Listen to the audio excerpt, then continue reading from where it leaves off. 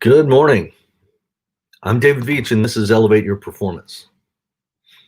The term high performance culture has been in circulation for a pretty long time now. And there's probably a dozen different consulting firms that offer different strategies to create a high performance culture.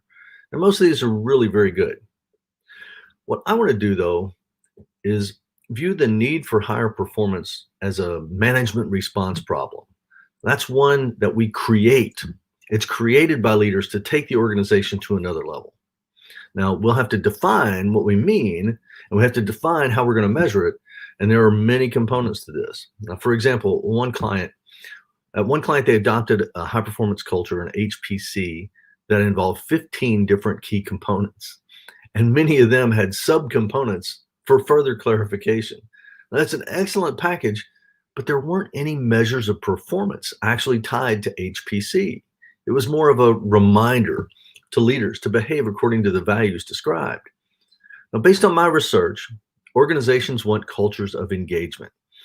They might call them problem-solving cultures or continuous improvement cultures or even high-performance cultures, but the desire is the same. We want our people to show up, do good work, improve that work whenever they can, and achieve our goals. So that gives us four key measurement areas: attendance, productivity, improvement, and results. But the way we measure and respond is far more important than what we measure. More on that later. Are we measuring these four things at all at work? In most places I've been, we really aren't. Let's say we're not getting what we think we want.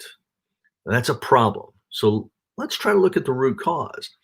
In the years that I've been working on this with people, I believe that the single most important root cause for failure in all four of those measurement areas is that our workforce has low self-efficacy for engagement.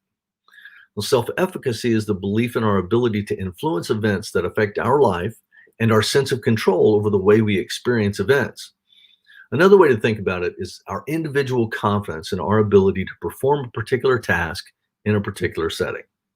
So I think it's particularly relevant in a work environment. Performing the work is typically taken care of during someone's onboarding and on-the-job training. We expect people to work up to a level of confidence over time, but how much time do we spend reflecting on why that competence is really important?